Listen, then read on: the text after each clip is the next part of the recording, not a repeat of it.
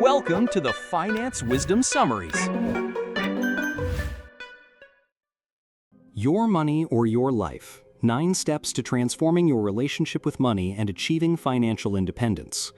This book, Your Money or Your Life, by Vicki Robin and Joe Dominguez, offers a transformative 9-step program designed to revolutionize one's relationship with money and achieve financial independence. Far from being a mere guide to budgeting or investing, it delves into deeper questions about life energy, fulfillment, and societal conditioning, ultimately aiming to free individuals from the money trap and enable them to live a life aligned with their values and purpose. The core premise is that money is not just paper or numbers.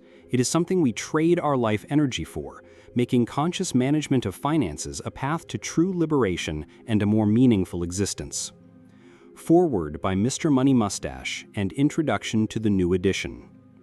The foreword by Mr. Money Mustache emphasizes that reading a money book should lead to a better life, not just more money. He highlights that money alone doesn't solve problems, and that a healthy relationship with it is a byproduct of a happy life. The standard financial advice often focuses on earning and spending more, justifying desires without questioning the bigger picture. This book stands out by addressing the root of the problem: personal beliefs and habits around money, which when transformed lead to an improved financial picture and an improved self. Streamlining one's lifestyle for happiness also dramatically reduces environmental impact. The introduction to the new edition reiterates the book's enduring classic status, updated for 2018 to be relevant to millennials, Gen Xers, and boomers alike. The authors promise that by using these tools, readers will spend less, enjoy life more, save beyond imagination, flatten debt, have more time for what matters, learn about themselves, feel at ease with finances, forgive past mistakes, save for retirement, possibly early, and align their lives with their values instead of money. Financial independence is defined as no longer having to work for money, liberating time for happiness, freedom, and meaning. It's about knowing enough money for a loved life, shifting from victimhood to conscious choice. The journey through the 9 steps melts debt, builds savings, and allows one to choose to work for love or money. The book introduces 4 types of financial intelligence. Intelligence: the ability to objectively observe assumptions and emotions about money, understanding how much has been earned and spent, and what money truly is. A tangible outcome is debt elimination and having at least 6 months of living expenses saved. Integrity: understanding the true impact of earning and spending on oneself and the planet, knowing what is enough to feel fulfilled, and aligning financial life with values. Independence: freedom from crippling financial beliefs, debt, and dependence on money to manage life. Interdependence: realizing the true independence is from dead-end routines, not from one another, and finding happiness in love and contribution, fostering mutual support within communities, and recognizing dependence on shared institutions and the natural world. The new edition includes significant revisions to Chapter 6, The American Dream on a Shoestring, and Chapter 9, Where to Stash Your Cash for Long-Term Financial Freedom, to reflect changes in technology and investment strategies. It also introduces Money Talks as a new tool for discussing money openly with others. Practical application: daily reflection. Ask yourself the questions posed in the introduction. Do you have enough money? Enough time for family and friends? Is your job fulfilling? Are you at peace with money? If no to even one, this book is for you. Shift mindset. Challenge the societal norm of more is better and define what enough truly means for your personal happiness and fulfillment, rather than chasing endless desire. Embrace conscious choice. Recognize that you have the power to steer your life away from the 9-to-5 grind and towards your true calling and a more pleasing future by making conscious choices about your money and time. Chapter 1: The Money Trap, the Old Roadmap for Money. This chapter explores the common trap people fall into where their work dominates their lives, leading to a sense of making a dying rather than a living. Many individuals are sacrificing their health, relationships, and joy for their jobs, even accumulating possessions that barely balance their boredom. The chapter presents several anecdotes of individuals feeling trapped, stressed, or indebted despite professional success, highlighting the pervasive issue of work-life imbalance and the illusion that more money equals happiness. The concept of jobism is introduced, where societal hierarchy is based on one's job and paycheck, leading to psychological inability to free oneself even when financially capable. The high cost of making a dime includes mental and physical health hazards like depression, anxiety, and stress, with many professionals working excessive hours and less than half of Americans satisfied with their jobs.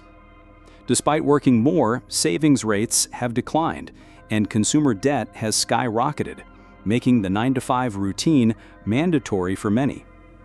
The chapter critiques consumerism, highlighting how we often spend to compensate for work, creating a cycle of working more to buy more, ultimately leading to dissatisfaction. The more is better myth drives endless acquisition, yet surveys show a steady decline in reported happiness among Americans, despite increased affluence. The concept of growth is good in economics is challenged by the finite nature of Earth's resources, with humanity exceeding the planet's capacity to regenerate, or Earth Overshoot Day. Denial of these environmental and personal costs, often through reliance on future technology or government intervention, is common. The chapter introduces the fulfillment curve, which illustrates the relationship between fulfillment and money spent. Initially, more money brings more fulfillment, meeting basic needs, comforts, and even some luxuries. But beyond a certain point, enough. More spending leads to diminishing returns and even clutter, excess that weighs us down. Enough is described as a fearless, trusting, and honest place where one appreciates what money brings without buying anything unneeded. Clutter is anything that doesn't serve You and takes up space, whether physical possessions or meaningless activities. Step 1, making peace with the past, involves 2 parts. A. How much have you earned in your life? Calculate your total gross income from your first earnings to your most recent paycheck, using tax returns and other financial records. This step helps to clear myths about earning potential and builds confidence. B. What have you got to show for it? Determine your net worth by creating a personal balance sheet of all assets, cash, savings, investments, major possessions at current market value, and liabilities, all debts. This provides a clear snapshot of your financial reality, allowing for objective choices. The mantra, "no shame, no blame," is emphasized to approach this step with compassion and honesty, as net worth does not equal self-worth. Practical application. Assess your making a dime. Reflect on your daily routine and work-related stress. Do you feel more alive at the end of the workday or drained? Identify areas where your job might be killing your health, relationships, or joy. Identify your enough. Look at the fulfillment curve and honestly assess where you are. Are you past the peak, accumulating clutter without increasing fulfillment? Define what enough truly means for you by asking critical questions about happiness, values, and how you'd spend your time with $1 million. Financial archaeology. Step 1. Gather all your old income records and calculate your total lifetime earnings. This can be surprisingly empowering, revealing a greater earning capacity than you might perceive. Net worth snapshot. Step 1. Create a detailed list of everything you own and owe, valuing items at what you could sell them for today. This helps confront financial realities and identifies potential treasures in your clutter. Use the "no shame, no blame" mantra to maintain an objective and compassionate perspective during this process. Chapter 2, Money Ain't What It Used to Be and Never Was. This chapter delves into the fundamental nature of money, challenging conventional understandings and revealing its true essence as life energy. It begins with the story of Andrea and Kyle, a couple deeply in debt who, through the program, began to consciously examine their relationship with money. The author recounts Joe Dominguez's method of questioning audiences about money's definition, debunking common myths like money being solely a means of exchange, a store of value, status, or power, because these definitions are only sometimes true. The key insight is revealed. Money is something you trade your life energy for. This fundamental truth shifts perspective, making one aware of the finite and precious nature of their time and how they sell it for money. This understanding puts individuals in the driver's seat of their money life, enabling them to question the real cost of purchases in terms of their life hours. The program emphasizes that money doesn't promise more or less money, but rather a transformation of one's relationship with it.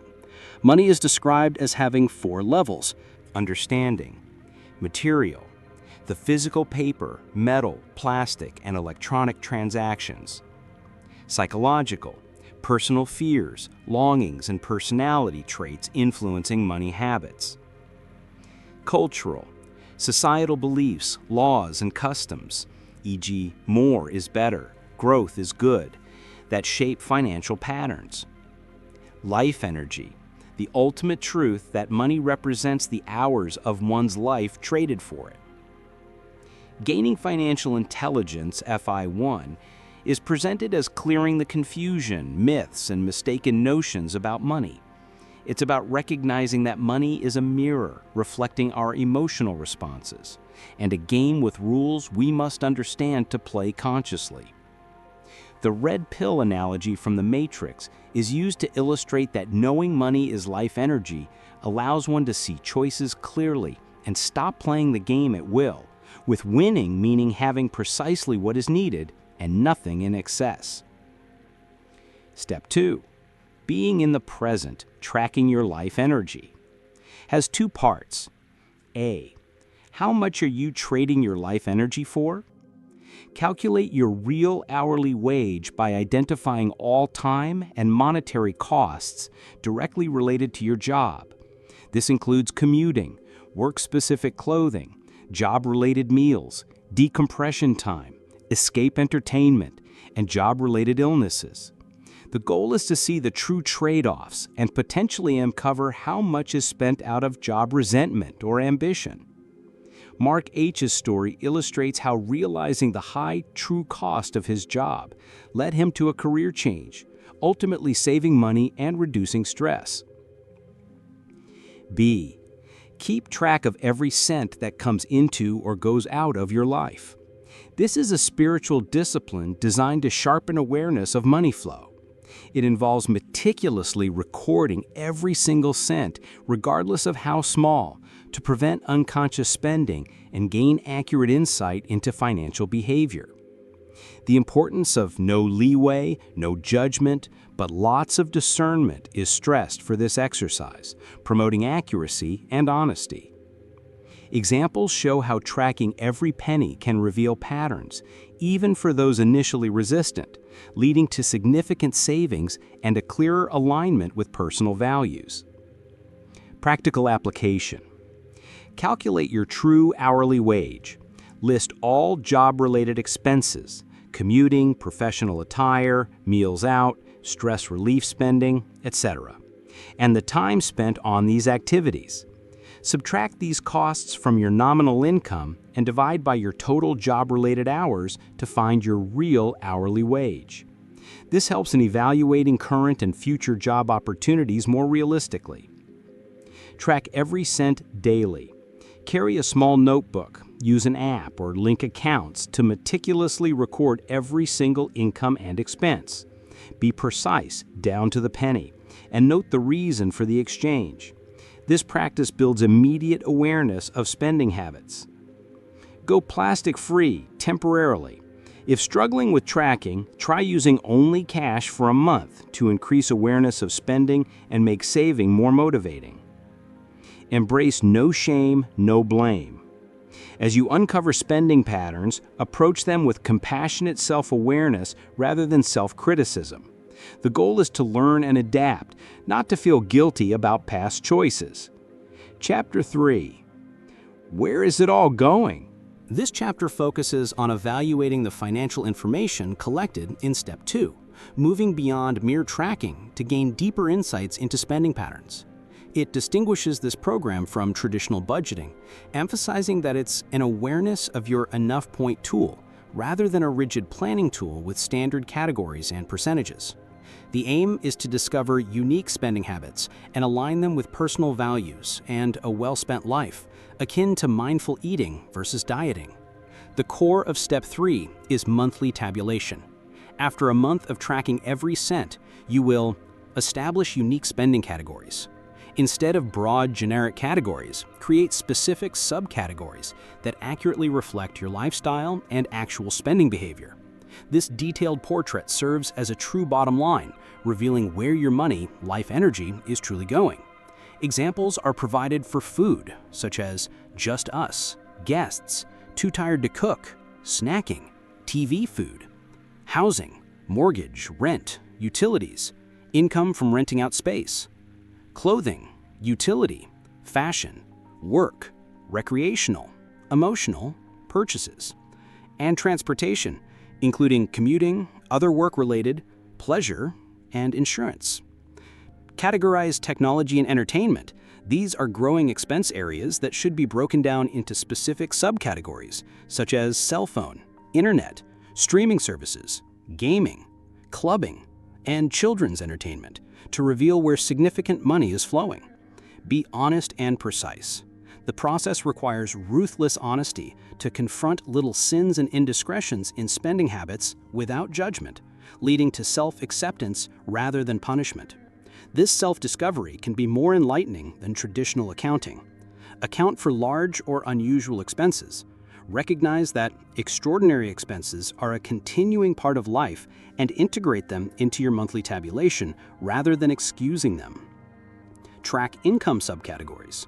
Similarly, categorize income sources, wages, tips, interest, side hustles, selling clutter, investment income, for a complete picture.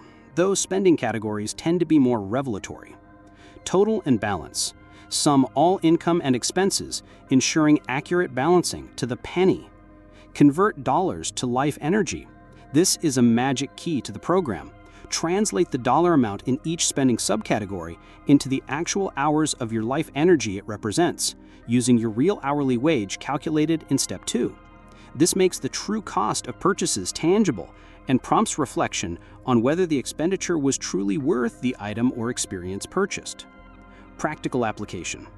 Personalized spending categories. Review your tracked expenses from Step 2 and create specific, honest categories and subcategories that uniquely describe your spending patterns. Instead of just food, have groceries at home, restaurants, too tired to cook, coffee breaks. Perform monthly tabulation. At the end of each month, total your income and expenses within your personalized categories. Ensure your accounts balance, aiming for 0 monthly error. Translate to life energy. For each spending category, convert the dollar amount into hours of life energy using your real hourly wage. For example, if your real hourly wage is $10, then $80 spent on magazines equals 8 hours of your life energy. Reflect on value. Use this life energy translation to reflect on whether the time spent earning that money was truly worth the item or experience purchased. This builds self-awareness and can naturally lead to changes in spending habits. Chapter 4. How much is enough? The quest for happiness. This chapter highlights fulfillment as the compass and rudder for transforming one's relationship with money. It urges readers to reclaim their dreams, which are often dream destroyers due to debt or societal pressures. The chapter introduces 3 crucial questions to evaluate spending and align it with values and life purpose. Question 1. Did I receive fulfillment, satisfaction, and value in proportion to life energy spent? This question is a direct evaluation of expenditures. You mark each subcategory with a plus, increased spending, high fulfillment, minus, decreased spending, low fulfillment, or 0, maintain, acceptable fulfillment. This exercise exposes unconscious or addictive spending habits like Gazingus pens, where life energy flows, but fulfillment is lacking. It also helps in having compassionate discussions about spending with partners, promoting shared understanding rather than defensiveness. The chapter differentiates between cheap thrills, temporary highs from purchases, and deep thrills, long-term satisfaction from achieving dreams. It advocates for an internal yardstick for fulfillment rather than external metrics like pleasing others or winning. This internal yardstick is a key component of financial integrity, freeing individuals from being manipulated by advertising. Question 2. Is this expenditure of life energy in alignment with my values and life purpose?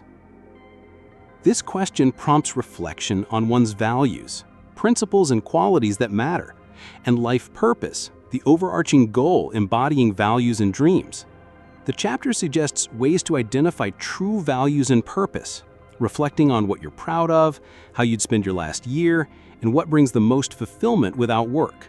It challenges individuals to align their spending with these deeper values, noting that many people's expenditures reflect habit or peer pressure rather than their true priorities. Purpose is defined as working with passion, working with pain, helping others from personal experience, and working with what is at hand, responding to simple needs. Viktor Frankl's observation about the human will to meaning and purpose is introduced, and a purpose in life test is provided to help assess one's sense of purpose. Question 3. How might this expenditure change if I didn't have to work for money? This question encourages imagining a life free from the necessity of earning a paycheck, revealing expenses that are primarily job-related or compensatory. It opens the possibility of a different lifestyle, where many current expenses might disappear or change significantly. The chapter emphasizes that Step 4 is the heart of the program, and faithfully asking and answering these questions will clarify and deepen one's understanding of fulfillment and purpose. It also introduces a fourth optional question about the ecological impact of consumption. What does the Earth, or the consensus of scientists, say? The success of the program relies on accountability, an internal yardstick for fulfillment, and a life purpose higher than mere wants, leading to happiness through contribution and giving. Practical application. Evaluate spending with 3 questions for each category in your monthly tabulation. Fulfillment. Did it bring true fulfillment? Use plus, minus, or 0 to indicate whether you'd increase, decrease, or maintain spending in this area. Alignment with values and purpose. Does this expenditure align with your core values and life purpose? This encourages deep reflection on what truly matters to you. And hypothetical spending. How would this spending change if you didn't have to work for money? This helps identify compensatory spending due to job stress or demands. Reclaim dreams. Revisit childhood dreams or aspirations that might have been put aside. Connect these to your values and purpose to fuel your journey towards financial independence. Seek deep thrills. Prioritize experiences and purchases that bring long-term satisfaction and align with your internal yardstick for happiness, rather than chasing fleeting, cheap thrills. And engage in money talks. Discuss these questions with trusted friends or family to gain different perspectives and deepen your self-awareness about money and life. Chapter 5. Getting it out in the open. This chapter emphasizes the importance of making financial progress visible and maintaining accountability to sustain the transformation journey. The insights gained from the previous steps, particularly the monthly tracking and evaluation, can be revelatory and sometimes uncomfortable. The chapter highlights that initial dramatic reductions in spending, often due to newfound consciousness, can rebound, stressing the need for sustained effort. To ensure continued progress, 3 strategies are suggested. Develop a habit. Make the monthly financial review a regular, almost automatic part of your life, like brushing your teeth. Accountability partner. Commit to sharing your financial results, including the plus, minus, 0 evaluations from Step 4 with 1 or more trusted individuals. This external accountability provides support and motivation. And a wall chart. Create a large, visible chart to plot your total monthly income and total monthly expenses over time. This visual representation provides a clear, simple picture of your financial situation and progress towards financial independence. The chart should be placed where it can be seen daily, serving as a constant reminder and motivator. Elaine H's story demonstrates how a wall chart helped her become aware of overspending and naturally reduce expenses, showing that seeing the numbers graphically can lead to significant, lasting changes without feeling deprived. The chapter explains how the 3 questions from Step 4 contribute to an automatic lowering of expenses. By continually asking, "Did I receive fulfillment?" Question 1, individuals become aware of non-fulfilling expenditures, gazing pins, leading to a natural reduction in spending without struggle. Ivy's experience with clothing addiction illustrates this. Once she saw the lack of fulfillment, her desire to shop naturally diminished.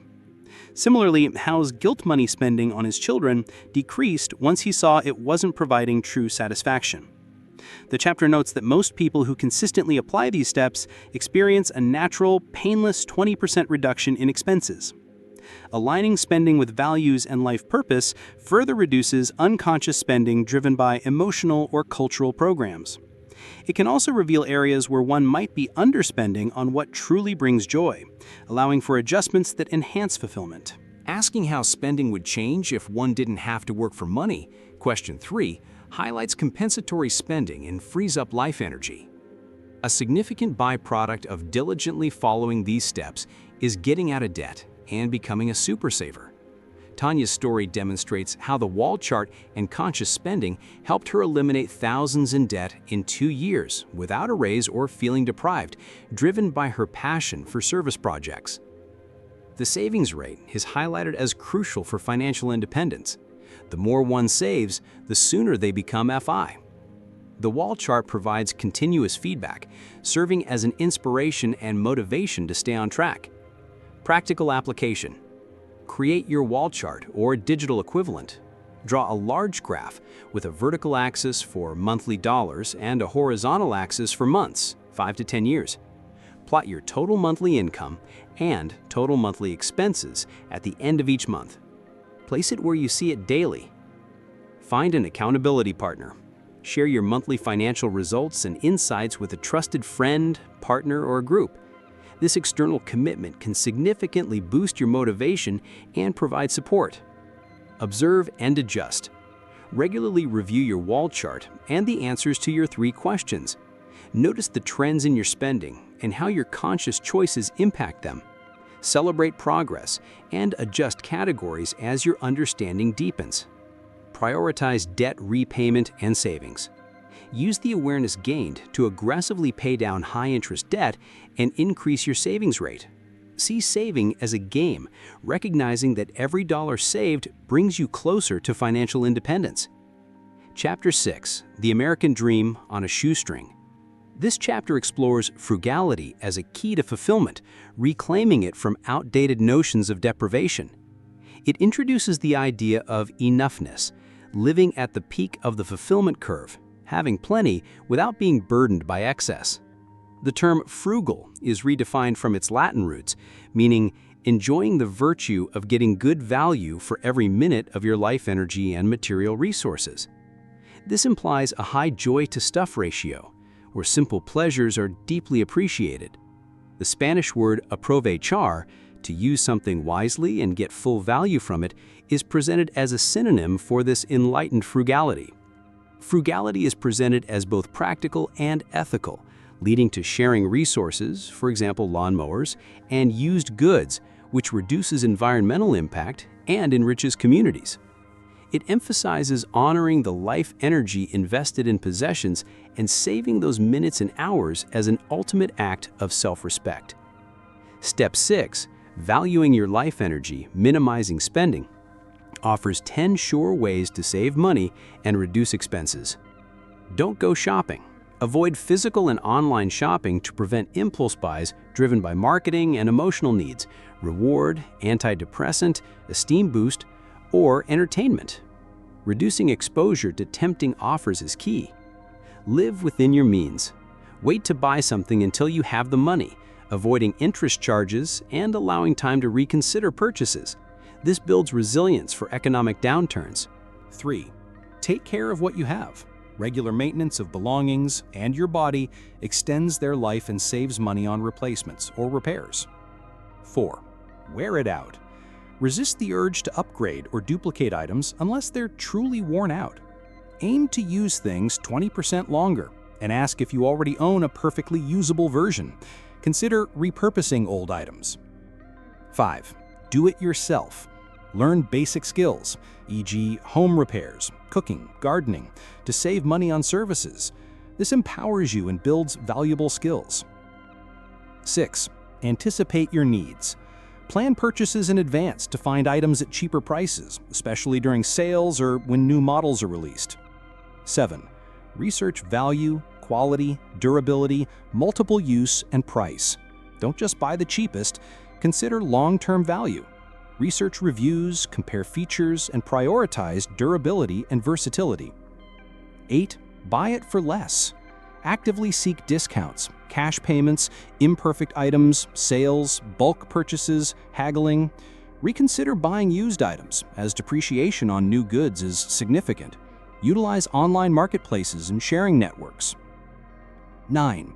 Meet your needs differently, substitution. Recognize that underlying needs, e.g. freedom, connection, liveliness, can be met in countless ways, often non-materially, through creativity rather than consumption. This shifts focus from external solutions to internal fulfillment. 10. Follow the 9 steps of this program. Consistent application of the entire program naturally leads to reduced expenses and increased fulfillment. The chapter also provides practical tips for saving on specific basic expenses like debt, prioritizing high-interest debt, avoiding unnecessary loans, banking, avoiding fees, using online tools, housing, moving to less expensive areas, finding housemates, smaller homes, house-sitting, transportation, relying on public transit, ride-sharing, cycling, questioning car ownership, optimizing insurance, health, prevention, comparison shopping for medical services, dental schools, food, making lists, sales, coupons, avoiding convenience food, seasonal eating, reducing meat, alcohol, coffee, technology, entertainment, ditching landlines, cutting cable, using free streaming, travel, flexible dates, price alerts, couch surfing, WWOFing, avoiding tourist traps, insurance, understanding policies, dropping unnecessary coverage, children, modeling frugality, allowances, free activities, optimizing college costs, and garbage and waste, recycling, composting, sharing. Practical application. Embrace frugality as a virtue. Shift your mindset to see frugality not as deprivation, but as a joyful practice of getting maximum value and fulfillment from every resource, especially your life energy. Seek a high joy-to-stuff ratio. Implement saving strategies. Choose 2 or 3 of the 10 sure ways to save money that resonate most with your current habits and commit to practicing them consistently. For instance, try a no shopping challenge for a month, or commit to repairing items instead of replacing them. Question every purchase. Before buying something, ask, do I truly need this? Is it worth the life energy I traded for it? Is there a more creative or less costly way to meet the underlying need? Optimize basic expenses. Review your largest spending categories, housing, transportation, food, and identify specific, actionable ways to reduce costs without compromising your values or essential needs. Consider alternative living arrangements, transportation methods, or food sourcing, e.g., cooking more at home, growing food. Share resources. Explore opportunities to share resources within your community, whether lending tools, sharing rides, or participating in Buy Nothing groups. This not only saves money, but also builds community and reduces environmental impact. Chapter 7. For Love or Money, Valuing Your Life Energy, Work and Income. This chapter shifts focus from minimizing spending to maximizing income, and more importantly, maximizing fulfillment from one's work. It challenges the conventional definition of work as what we do to make a living, arguing that this robs us of our life. The true purpose of paid employment, according to the authors, is simply getting paid. Other benefits commonly sought from jobs, stimulation, recognition, growth, contribution, are available in unpaid activities. The chapter explores how historical shifts, such as the push for full employment during the Depression and the rise of the Protestant ethic, have ingrained a work-centric culture where jobs often fulfill roles traditionally belonging to religion and family. This has led to many Americans being unhappy at work, with job satisfaction declining due to factors like eroded job security and higher health plan deductibles. The concept of job charming syndrome suggests that people seek to fill needs that jobs can never truly fulfill. The core message is to break the link between work and wages to reclaim balance and sanity. This allows individuals to see whether they are truly valuing their life energy, both on and off the job. By redefining work, new choices emerge. 1. Increased choices.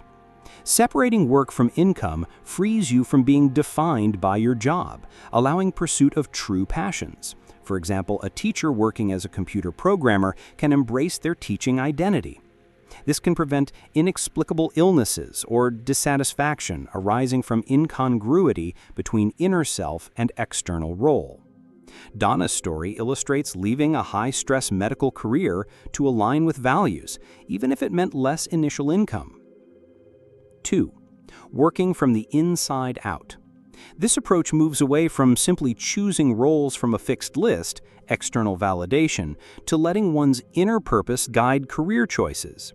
It means aligning your work with your true self and calling. 3. Job as school. Paid employment can be viewed as an opportunity to learn skills, gain experience, and build networks that can be monetized later or used for personal fulfillment, becoming a form of play. 4. Adds life to retirement. Retirement becomes about stopping work for money, not stopping work altogether. It frees individuals to pursue useful contributions and self-expression without the stigma of being washed up. 5. Honors unpaid activity. Recognizing that valuable activities beyond paid employment, example, household tasks, self-reflection, are also work, dignifies and integrates them into one's life. 6. Reunites work and play. The distinction between work and play blurs when activities are pursued with focus, passion, and a sense of flow, regardless of monetary compensation. 7. Sheds new light on right livelihood. While admirable, seeking right livelihood, paid work aligned with vocation, can be challenging. Achieving financial independence first allows pursuit of one's calling without financial pressure, avoiding the commercialism that can dilute artistic or meaningful endeavors. Step 7, valuing your life energy, maximizing income, suggests that since the purpose of paid employment is simply getting paid, one should strive to earn the most money possible per hour, consistent with health and integrity. This is not out of greed, but self-respect and appreciation for life. It can involve increasing current earnings, for example, asking for raises, optimizing skills, or pursuing side gigs. Ted's story of increasing his remodeling bids and seeing his income rise due to his reputation and increased self-worth demonstrates this principle.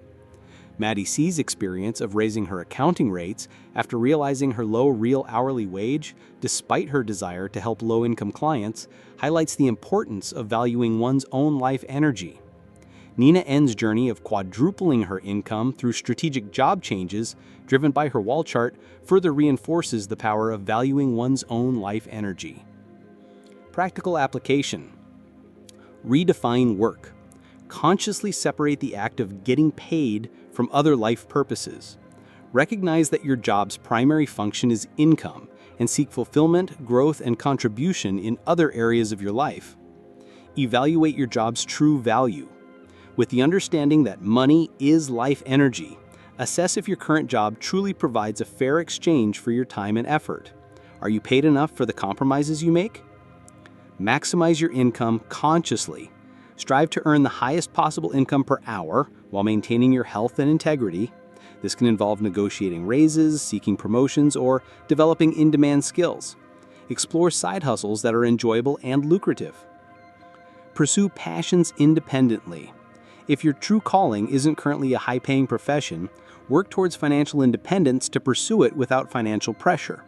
View your current job as a means to fund your true life's work. Reclaim your time. With increased income and reduced expenses, consciously create more free time for activities that bring you joy, personal growth, and connection with others, actively pursuing interests that align with your values. Chapter 8. Catching Fire. The Crossover Point. This chapter introduces the concept of capital and the crossover point, which is the ultimate goal of the Financial Independence Program. It notes that after minimizing expenses and maximizing income, savings begin to accumulate, and the old habit of spending it on new stuff subsides due to the new understanding of money as life energy. The core idea is the magic of compound interest, investing your savings so that your money starts to make money for you. This transforms savings into capital, money that produces income passively without further active labor. Step 8, Capital and the Crossover Point, involves creating a third line on your wall chart, monthly investment income. Calculating monthly investment income? Each month, apply a simple formula to your total accumulated capital, savings and investments. Capital times current long-term interest rate divided by 12 months. A 4% interest rate is used for mathematical simplicity, aligning with the safe withdrawal rate in traditional financial planning. This allows you to project the income your capital can generate. The crossover point defined. This is the moment when your monthly investment income exceeds your monthly expenses. At this point, you achieve financial independence in the traditional sense, meaning working for money becomes optional as your passive income covers your living costs. The power of a visible time horizon. Seeing your projected crossover point on the wall chart provides a powerful motivation. Knowing you will only need to work for money for a finite period transforms your attitude towards your job, fostering self-assurance, motivation, and dedication. Larry D's story illustrates this, as seeing his financial independence timeline made him bulletproof at work, boosting his energy and negotiation skills. FIRE movement. The chapter discusses the financial independence retire early movement, noting that retirement doesn't necessarily mean never working again. It can involve sequential sabbaticals, seasonal work, side hustles, or simply having the option to work. The 3 pillars of financial independence. Capital, the income-producing core of your FI, generated from invested savings. Cushion, enough ready cash, for example, 6 months of expenses, in easily accessible accounts like savings or checking for emergencies. Cash, surplus funds built up for future major purchases, e.g. a new car, home repairs, that are not covered by regular expenses or investment income. It provides a psychological safety net, easing fears about leaving traditional employment. The chapter also introduces natural wealth and financial interdependence, highlighting that true wealth extends beyond monetary assets to include abilities, DIY skills that save money and can be monetized if needed, like fixing things or gardening. Damon S.'s story exemplifies building self-reliant skills alongside financial savings. Belonging, strong relationships with friends and family, providing mutual support and reducing reliance on money for needs, e.g. help with chores, emotional support. Community, a wider network of support that facilitates sharing resources and services outside the money economy, e.g. tool libraries, local trading groups, house sitting. Isolation is expensive. Sharing is wealth. These ABCs of wealth, abilities, belonging, community, and stuff/financial wealth, constitute one's total nest egg, leading to a richer life beyond mere monetary measure. The crossover point is thus not just financial freedom, but a threshold into a life of purpose, choice, and interconnectedness. Practical application. Calculate monthly investment income. Step 8. Each month, after calculating your total accumulated capital, apply the formula capital times 0.04 divided by 12 to project your monthly investment income. Plot this as a new line on your wall chart. Visualize the crossover point. Watch for the point on your wall chart where your monthly investment income line is projected to cross above your total monthly expenses line. This is your personal financial independence goal. Build your 3 pillars. Actively work on accumulating your capital for investments, cushion, an emergency fund of 6 months' expenses, and cash, funds for future large purchases. Cultivate natural wealth. Invest time and effort into developing practical skills, nurturing strong relationships, and engaging with your local community. Recognize that these forms of wealth reduce your dependence on money and enrich your life significantly. Plan for post-FI life. Start imagining and preparing for how you will spend your time once financially independent.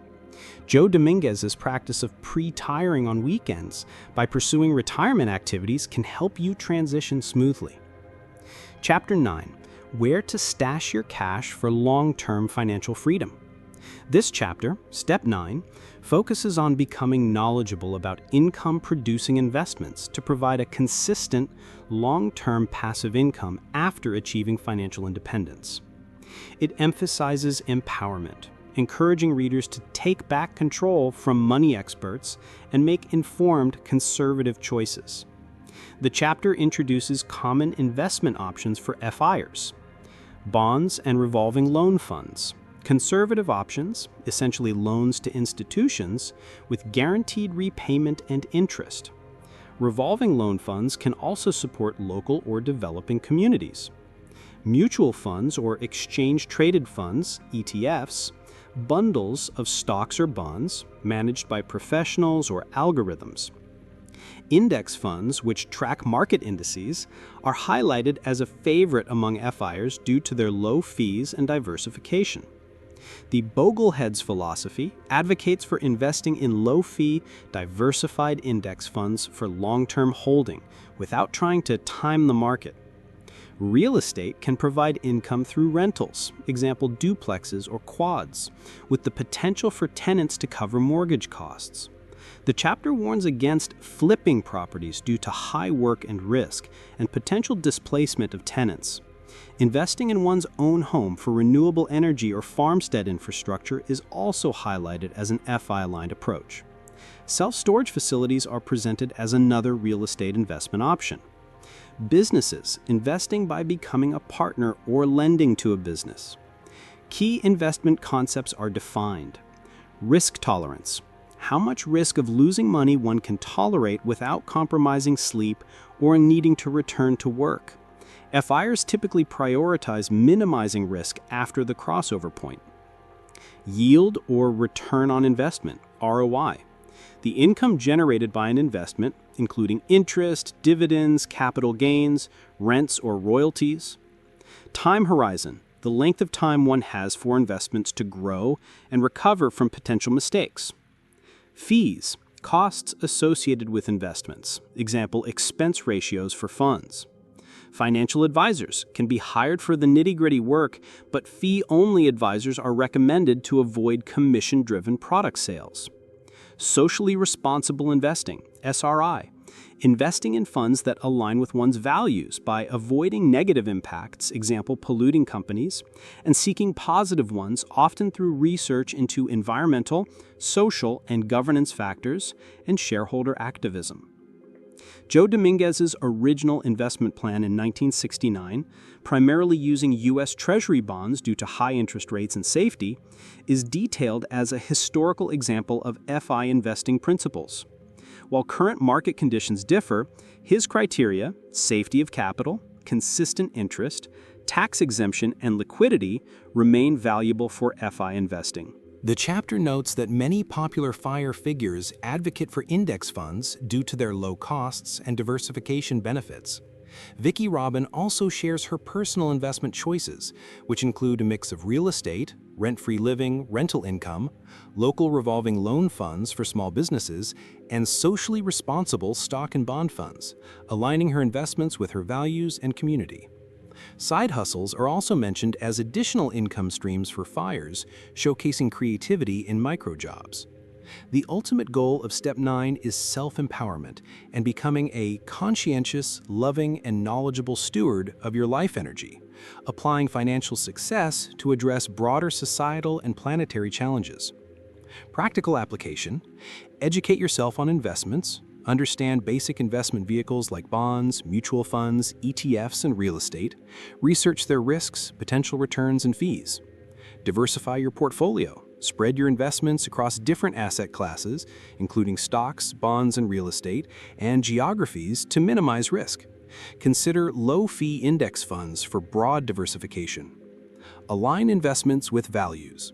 If ethical considerations are important to you, explore socially responsible investing options that avoid companies with objectionable practices and support those with positive impacts. Prioritize safety of capital. Once you've reached your crossover point, shift your investment strategy to prioritize capital preservation and consistent passive income to cover your expenses, rather than chasing high-risk, high-return opportunities. Consider real estate and local investments. Explore the possibility of income-producing real estate, rentals, or investing in local businesses through revolving loan funds to support your community while generating returns. Explore side hustles. If desired, pursue side hustles that leverage your skills and interests to generate additional income, even after reaching FI, as a way to engage with the world and supplement your passive income. Be a knowledgeable steward. Continuously learn and refine your financial strategies, always filtering advice through your own values and research to maintain conscious control over your life energy. Main idea: Your Money or Your Life offers a 9-step program to achieve financial independence, FI, by transforming your relationship with money. Its core premise is that money represents your life energy, the hours you trade from your finite existence. The book guides you to understand your past earnings and net worth, Step 1, calculate your true hourly wage by accounting for job-related costs, Step 2, and meticulously track all income and expenses, categorizing them uniquely, Step 3. Through critical self-reflection, Step 4, you evaluate if spending brings true fulfillment and aligns with your values, visualizing progress on a wall chart, Step 5. By minimizing expenses, Step 6, and maximizing income, Step 7, by valuing your life energy, you build capital. This capital, when invested, generates passive income, leading to the crossover point, where investment income surpasses expenses, freeing you from traditional work, Step 8. Finally, Step 9 advises on managing investments for long-term financial freedom, complemented by natural wealth, abilities, belonging, community. The ultimate goal is to live a life of purpose and joy, rather than being enslaved by money.